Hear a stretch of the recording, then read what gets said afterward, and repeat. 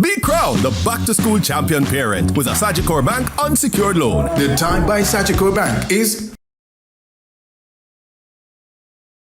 This Saturday, September 27, rivals collide at the Jerusalem Mini Stadium. CVM's coverage of ISA Schoolboy Football 2025 continues.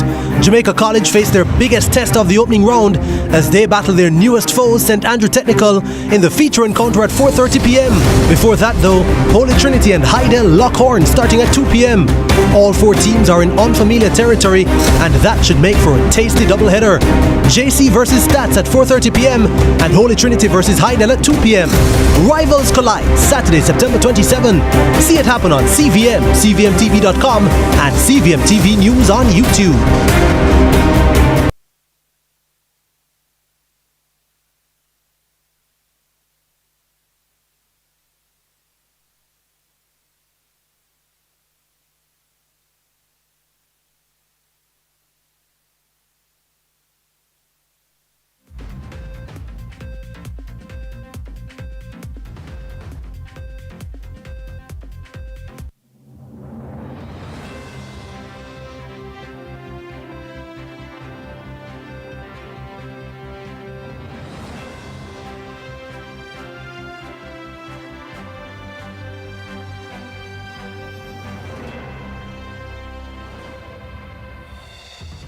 Tonight in CVM News at 7, Mark Golding to remain as president of the PNP and Norman Scott VP despite facing criminal charges.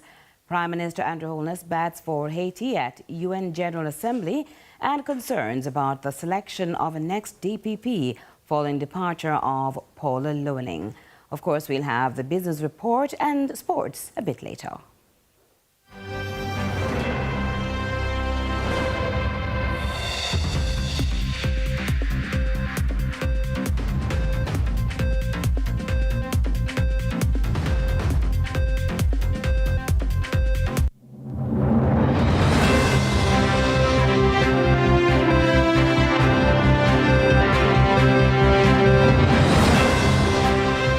From Kingston, Jamaica, this is CVM News at 7 for Friday, September 26, 2025. Thanks so much for joining us. I am Curlin Brown. The People's National Party, the PNP, at the close of Friday's nomination process, announced Mark Golding remains party president. Natalie Nita Garvey has also been added to the slate of the vice presidents, but eyebrows have been raised following the return of Norman Scott as a vice president, despite him being charged by the police in St. Elizabeth for an incident on election day. The Spanish Town mayor reportedly slapped a JLP worker in the face at a polling station. He has denied the allegations. Amoy Harriet has more.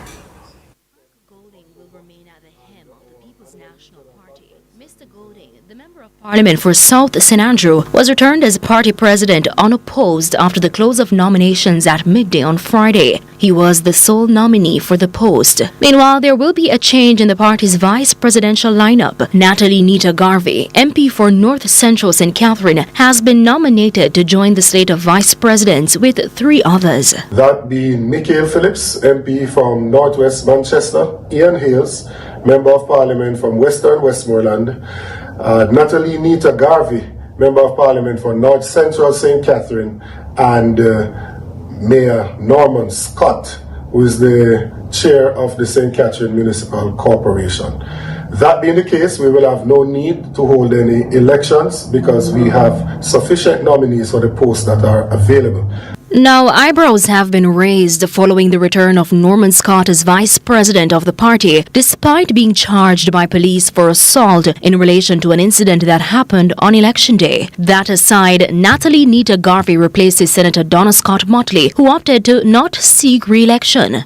PNP General Secretary Dr. Dayton Campbell expressed gratitude to Senator Scott Motley for her years of service. She did a tremendous job in the capacity as vice president and also during the election campaign, and I want to put on record our appreciation of the service that she has offered. In the meantime, Dr. Campbell says the work of the party continues. The People's National Party will now move forward with our other activities, starting with our two-day NEC in the first weekend in October and our annual regional conference and regional election of regional officers, and then we will have a one-day private session of conference on the 30th of November.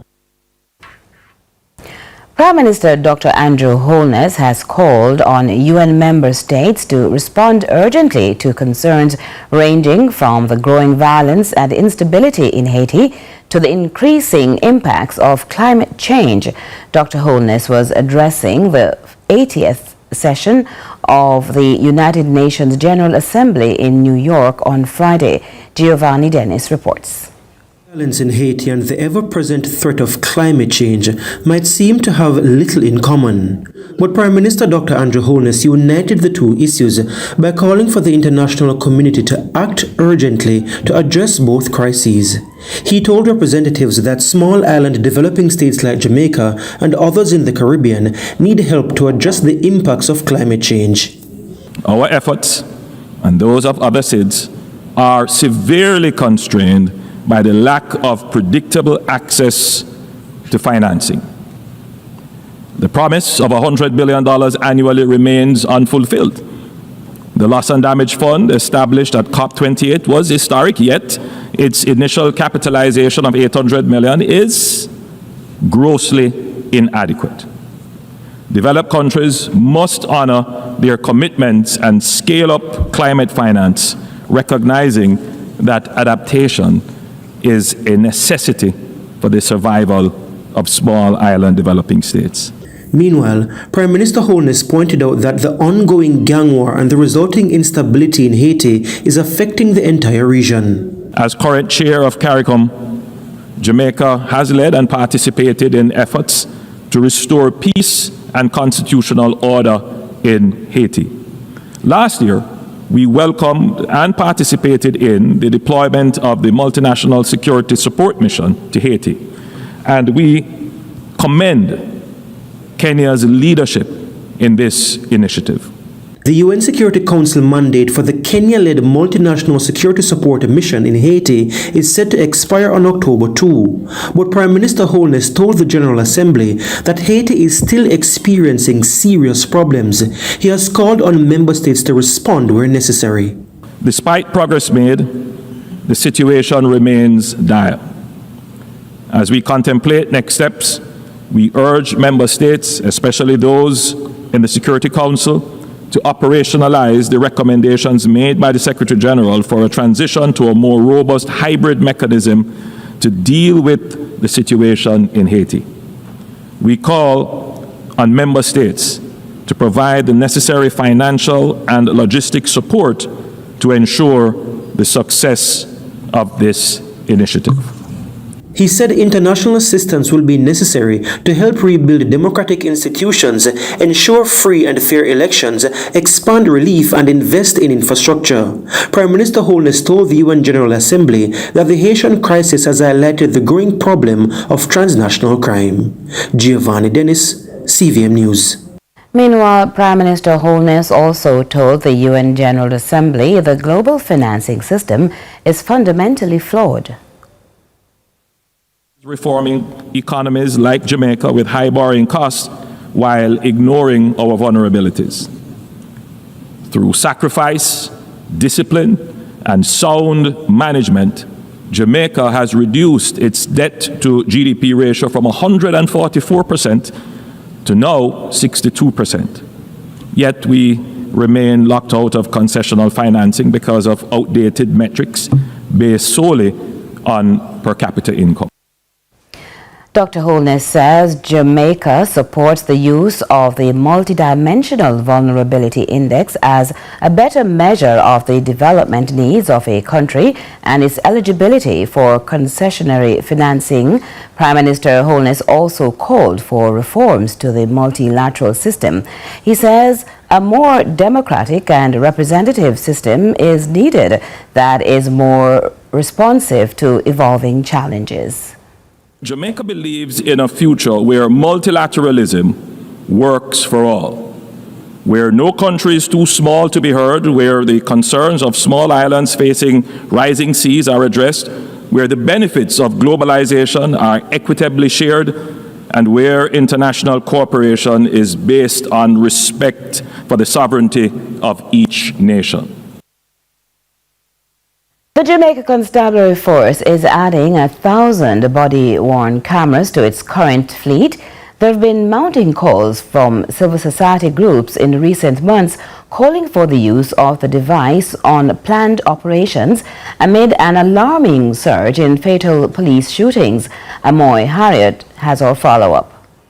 230. That's how many lives have been cut short by law enforcement since the start of the year. 230 families now mourning the loss of a child, a sibling, a friend. 4 of the 230 were killed earlier this week, mere hours apart. Now, the incidents have led to growing public outrage and renewed calls for greater transparency and oversight of the police. In a response, the Jamaica Constabulary Force, JCF, has announced that 1,000 new body-worn cameras are scheduled to arrive in the coming weeks, the largest procurement in the JCF's history. In a press release on Thursday, the JCF said, quote, "There should be no question in anyone's mind about whether the force is in support of the use of body-worn cameras." It said the government has invested billions of dollars to create the ecosystem necessary to make their deployment widespread, and the JCF has embraced their role in accountability and modern policing. The JCF also sought to make it clear that the decision on how and when the devices are used rests solely with the JCF, not the Independent Commission of Investigations, INDECOM.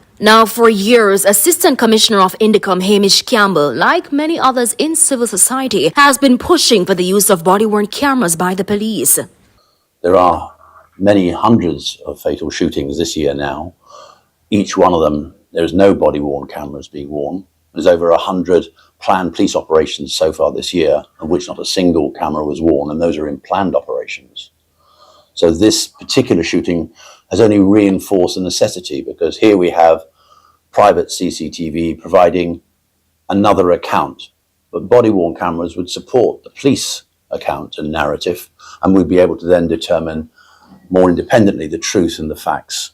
Now, back in April of this year, following a protest staged by advocacy group Jamaicans for Justice over the alarming number of police killings, the JCF said it procured 750 cameras that it had already started to use. But the cameras were being used by beat patrol officers and those within the Public Safety and Traffic Enforcement branch, not officers on targeted operations. National Security Minister Dr. Horace Chang, at a post-cabinet press briefing in November last year, said he believes the camera are of little value in police shootings, citing technical issues like the devices falling off, but INDECOM is rubbishing those claims. We've heard so many excuses from the JCF and individuals at lower rank as to how they can't work. Well, we'll have to politely agree to disagree, because the fact that anybody can be mentioning that body-worn cameras have no use flies in the face of the very fact that the JCF and the Commissioner of Police agree with the use of body-worn cameras. And he's employed nearly 1,000 body-worn cameras now on his officers. What we're asking for is that some of those cameras be distributed and be shared amongst the very teams that are engaged in these planned operations where fatalities are increasing. Amoy Harriet reporting for CVM News. Do stay with us. CVM News at 7 will continue in a moment.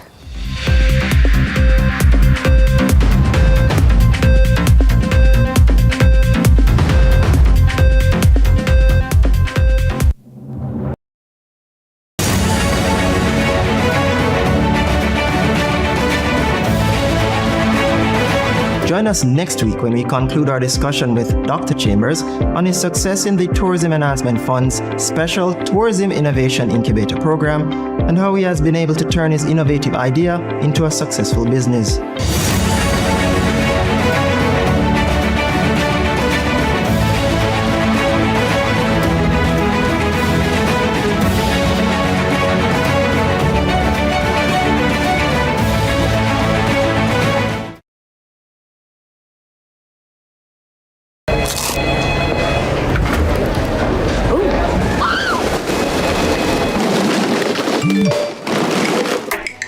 Crunch your craving with the value menu from KFC. With combos starting at just $620. KFC, it's finger licking good. Get ready for Jesus 2025, 25th Jubilee Year of Hope with Father Holong and Friends, a celebration of faith and the life of Jesus Christ at the National Arena. Gala shows on September 27 to 28 and October 4 to 5. Tickets adults $2,000 and $3,000, children $1,200. All proceeds support missionaries of the poor. Get your tickets now. Call 876-774-7350 or 876-809-5877. Jesus 2025. You can't afford to miss it. Jesus.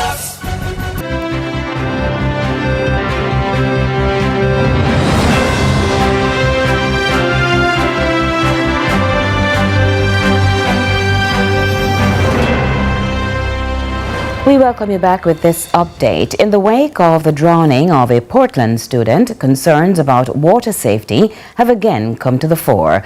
With beaches and rivers popular spots for Jamaicans and visitors alike, our news team set out to hear directly from lifeguards about the steps individuals can take to protect themselves and their loved ones to reduce the risk of similar tragedies.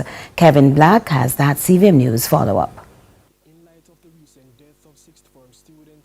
Hi, Vichy Papley. Our news team caught up with some lifeguards from the Port Antonio area, and they shed some insight into how people can stay safe in the event that a potential drowning should occur. If someone cannot swim and not using any life jacket, I will refer them to don't go as far as much they can stand for them. So that's the safest way, I will say it for them. First way is if you do when you can't swim, don't go so far where you pass your waistline here. Just stay deep your body and just stay calm right there. Don't go over, don't follow friends. Make sure you don't intoxicated when you go in the water, you know? Make sure you're not drunk, and if you have an underlying sickness like epilepsy, make sure you're alert like the lifeguard, you know? So every beach you go, they have a border there, right? So if lifeguard is on duty, it shouldn't be able to pass that part way of the road. We also asked what's the best approach to rescue someone drowning.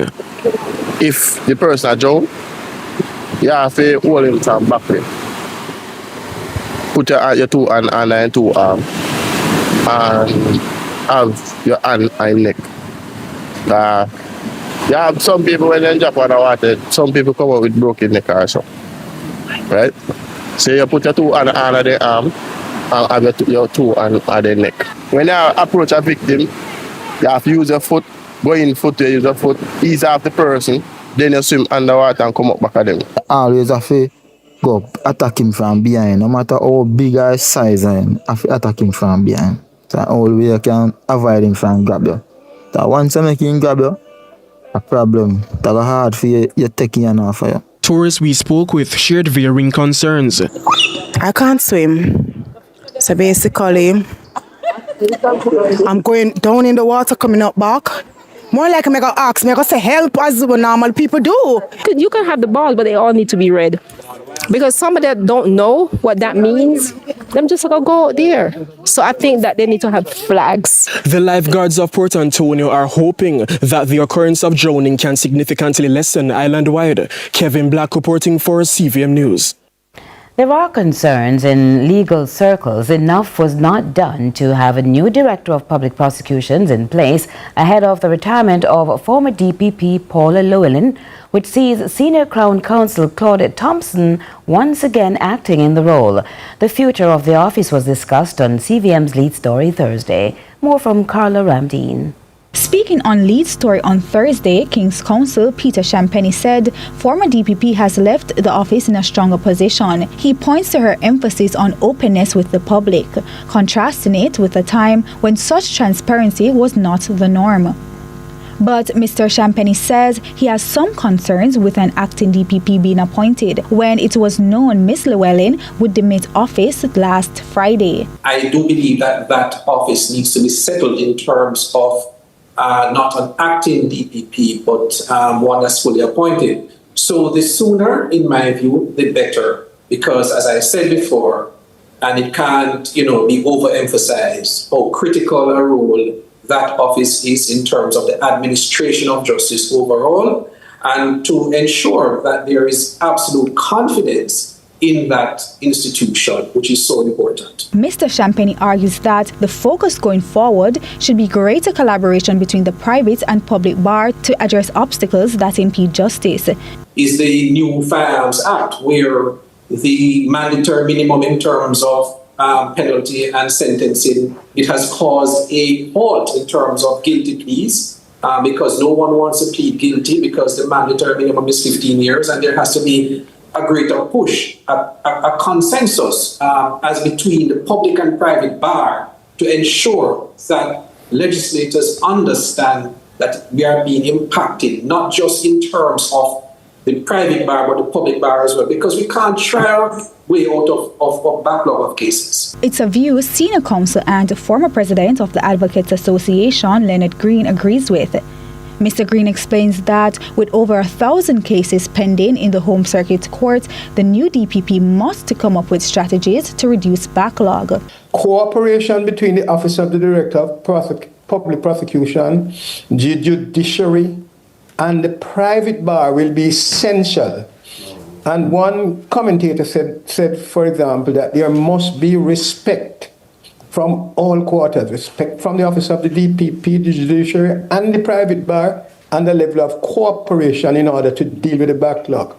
Persons are finding themselves in custody for a number of years. Their cases are not being dealt with, and there must be techniques employed with the Office of the Director of Public Prosecution and the Judiciary to deal with this backlog, because it results in considerable injustice to persons who are in custody for a long time not having their matters dealt with. Meanwhile, Patricia Donald-Phillips of the Advocates Network says the transition is also a chance for the new office to rebuild the public trust. These are things, as I say, that for the average person looking on and ensuring that this office maintains its independence and not having political interference.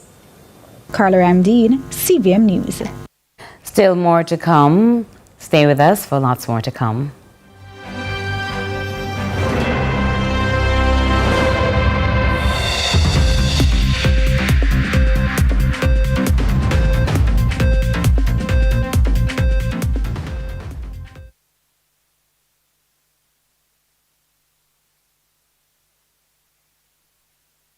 This Saturday, September 27, rivals collide at the Jerusalem Mini Stadium. CVM's coverage of Issa Schoolboy Football 2025 continues. Jamaica College face their biggest test of the opening round as they battle their newest foes, St. Andrew Technical, in the feature encounter at 4:30 p.m. Before that though, Holy Trinity and Hydel lock horns starting at 2 p.m. All four teams are in unfamiliar territory, and that should make for a tasty doubleheader. JC versus Stats at 4:30 p.m. and Holy Trinity versus Hydel at 2 p.m. Rivals collide Saturday, September 27. See it happen on CVM, CVMTV.com, and CVM TV News on YouTube.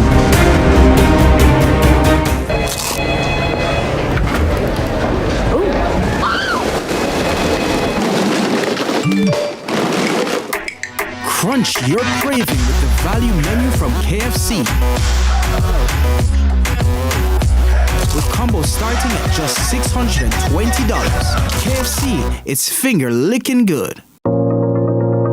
It's the dawn of a new day, and the Ministry of Economic Growth and Job Creation is shaping a future filled with opportunities and limitless possibilities. The government is building the foundation for a thriving tomorrow through strategic billion-dollar investments that fuel industries, facilitate an environment for job creation, and empower communities to rise. We are transforming Jamaica with world-class sustainable infrastructure, creating a nation where every Jamaican can achieve more and build a lasting legacy. The Ministry of Economic Growth and Job Creation, investing today, building a future for tomorrow.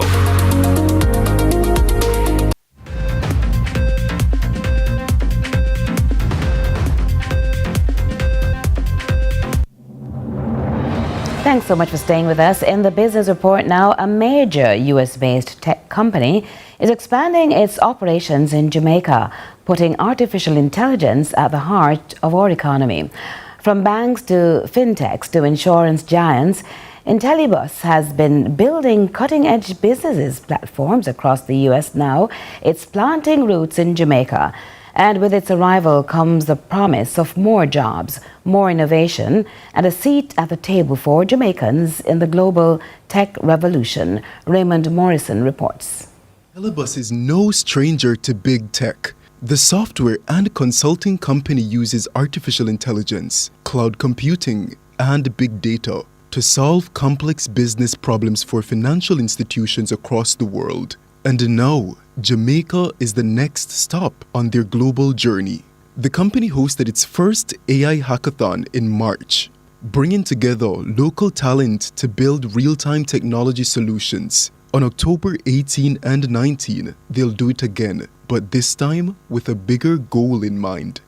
But what is Intelibus about? About fixing broken experiences, about finding where the gaps are and bridging those gaps. And that requires skill. And that's what we are all about. It's about finding the people. It's finding what skills they lack. Could be communication, could be written, could be verbal, could be math, could be logical, analytical ability, just the ability to debug, patience, finding what's missing and helping them bridge that skills gap. And if we do that, Jamaica can be the next Silicon Valley. And I truly believe this, and that's why I'm here. I have already made my bet that Jamaica will be the epicenter of the Silicon Valley of the future. And maybe it won't be a Silicon Valley. It'll just be an AI Valley, because that's what it is. Wattle says the mission goes beyond business. It's about changing perceptions and preserving the value of work in a rapidly automated world.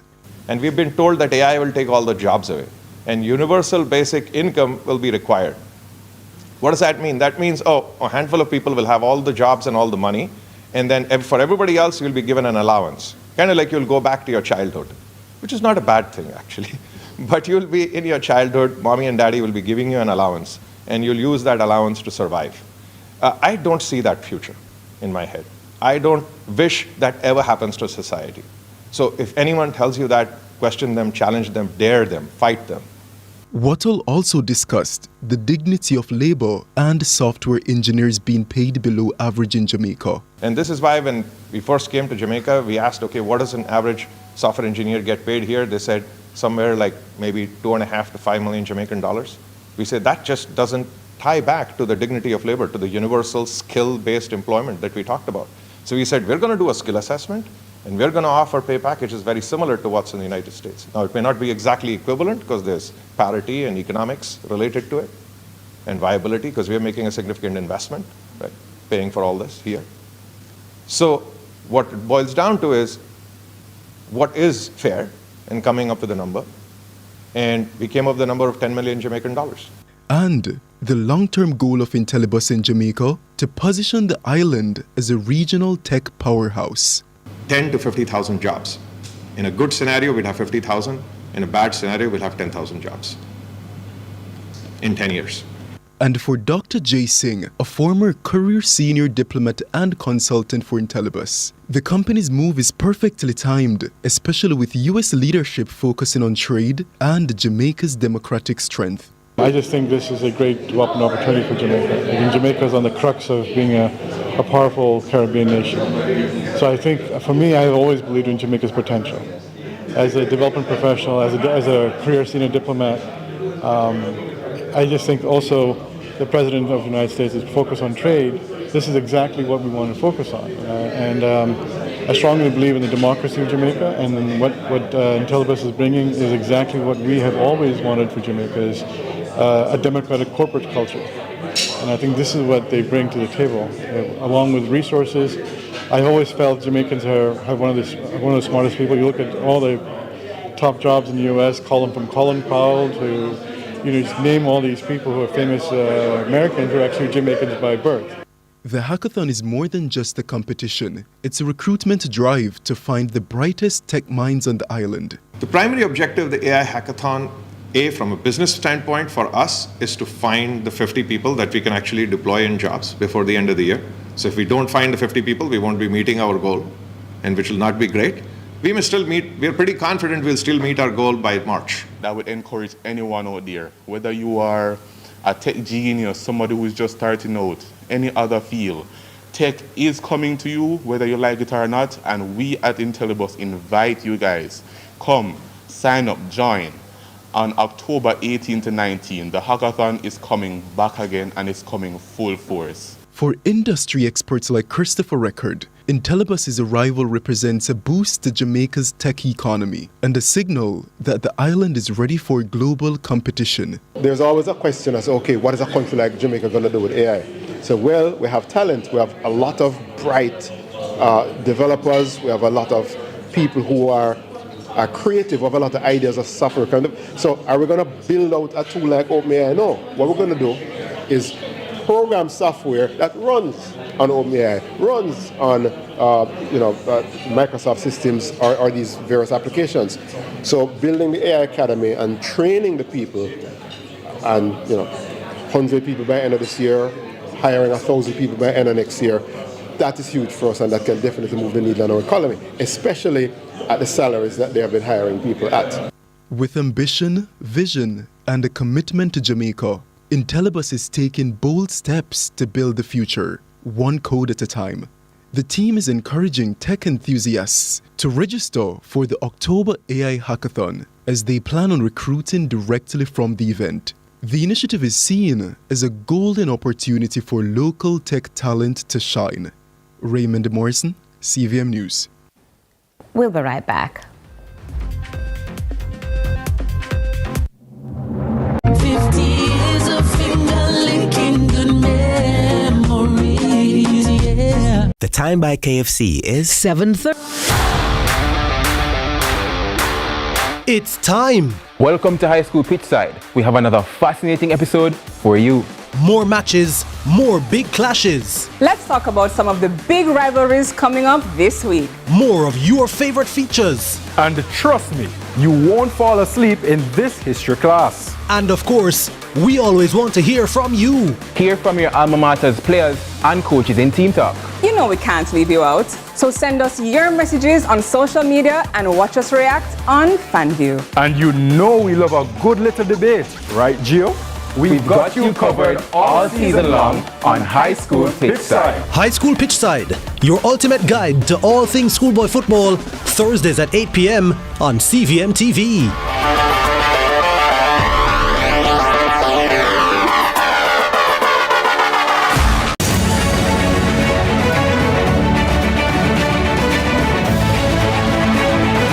Join us next week when we conclude our discussion with Dr. Chambers on his success in the Tourism Enhancement Fund's Special Tourism Innovation Incubator Program and how he has been able to turn his innovative idea into a successful business.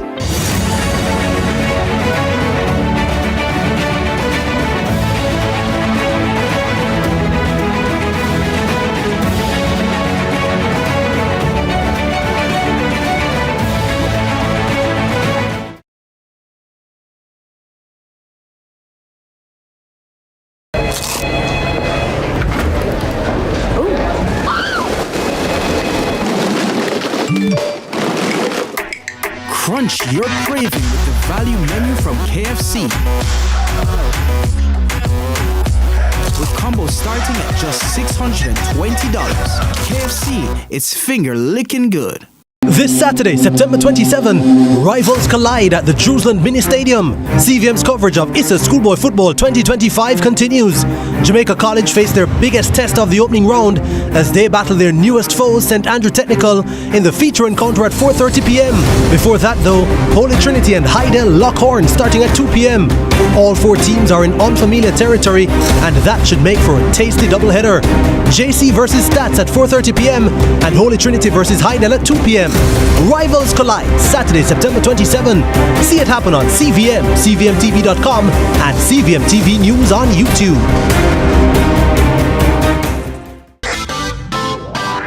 Every dream conquered is another dream game. I land and I fly again like a jet plane. Headed straight in your direction. 'Cause I'm wiser, one step closer. I'm winning 'cause I work so hard. And the music keeps on playing, and the people them I say we are my show tonight.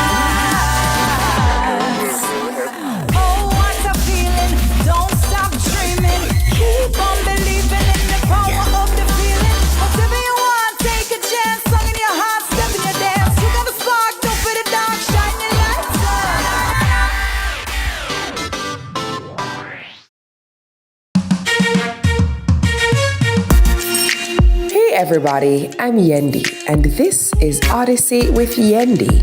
In this space, we connect with some of your favorite people as they share their journeys. Here we have some unfiltered conversations as we deep dive into their inspirations, motivations, and experiences to inspire our own life journey.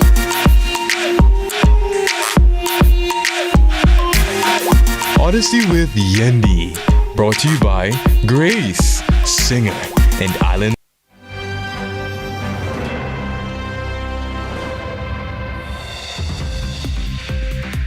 Welcome back for a quick look at what's coming up in sports. Here's Ronaldo Adams. Good evening, Curlin, and good evening, viewers. So this evening, we are going to start from a positive note as Jamaica's netballers, the youth netballers, are currently at the World Youth Netball Cup in Gibraltar. Unfortunately, they got back-to-back defeats courtesy at the hands of England and Australia. But today, on Friday, they beat the Cook Islands to book a spot in Sunday's playoff spot to vie for 5th. And more positive news, the Reggae Boys got a $81 million sponsorship from Visa. More to come in sports, of course. And in Winner's Edge this evening, Rohan Daly will be paying tribute to the late jockey O'Neill Williams. So stay tuned. I think it's Mullins, Mullins, right? Okay, so join us for sports right after this. Or should we go to news overseas?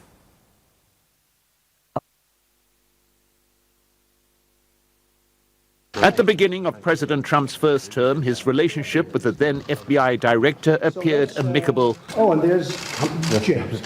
Will you please? He's become more famous than me. But it gradually deteriorated as James Comey continued an investigation into Russian involvement in the 2016 election, despite President Trump's claim it was a hoax and a witch hunt. The truth, the whole truth, and nothing but the truth. On May the 3rd, 2017, Comey appeared before a Senate committee and refused to directly deny the investigation into the president and his campaign was ongoing. I hope people don't overinterpret my answers, but I just don't want to start talking about anything, what we're looking at and how.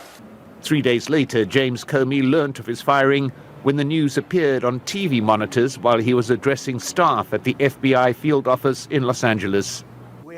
Nearly 5 years later, President Trump has not let up on complaining about his former director of the FBI, even during a recent meeting with the president of Turkey.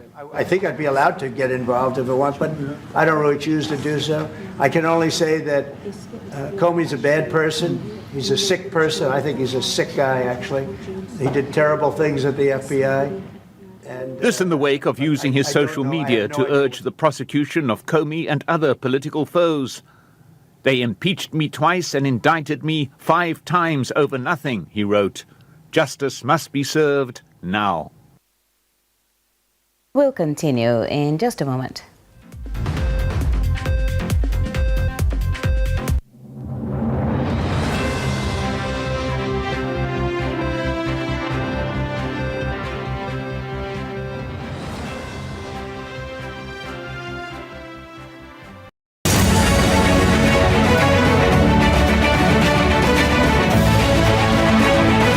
Join us next week when we conclude our discussion with Dr. Chambers on his success in the Tourism Enhancement Fund's special Tourism Innovation Incubator program and how he has been able to turn his innovative idea into a successful business.